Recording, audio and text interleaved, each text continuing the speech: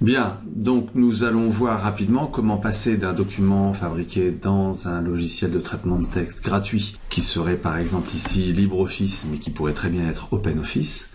Voici un document texte simple, j'ai mis un titre, inséré une image. Quelle que soit la taille de ce document, une fois qu'il est terminé, évidemment, on devrait l'enregistrer.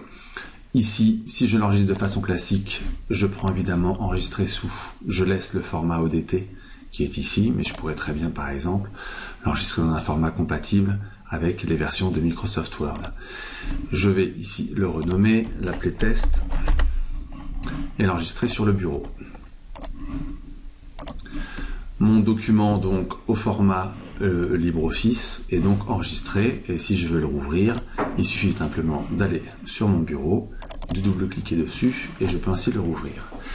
L'objectif de ce tutoriel est de faire de ce document un PDF, c'est-à-dire un document qui ne pourra pas être modifié, que je pourrais ainsi transmettre par mail ou éventuellement dans une plateforme de formation à distance.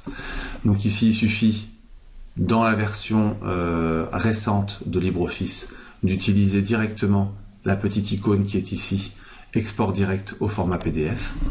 Du coup, il me propose l'endroit où je vais enregistrer mon document au format PDF. Je reste ici sur mon bureau et je l'enregistre. Si je retourne sur le bureau, je me rends compte que j'ai à la fois le document PDF et à la fois le document dans la version qui concerne le logiciel, c'est-à-dire le point ODT.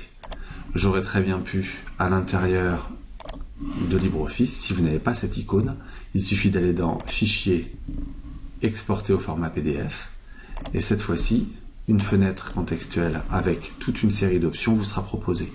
Je ne vous invite pas spécialement à regarder ces options-là qui sont très techniques. Dans l'option générale, par contre, vous pouvez très bien, par exemple, ne pas vouloir créer le document dans son intégralité en PDF, donc ce serait par exemple que certaines pages de ce document ou une sélection à l'intérieur de ce document. Concernant la compression, je pense qu'elle peut rester de cette façon-là. Maintenant, je vous invite à vous renseigner pour en savoir plus de ce côté-là. Si vous voulez signer avec un filigrane votre document, vous pouvez aussi, en cochant et ici, en rajoutant par exemple votre nom à la façon d'un copyright. Une fois les options correctement renseignées, il vous suffit de cliquer sur Exporter. On vous propose l'endroit où vous voulez exporter votre document. Je vais l'enregistrer. Évidemment, comme il existe déjà sur mon bureau, je vais le remplacer, donc l'écraser. Et je vais retrouver sur mon bureau le fameux test PDF.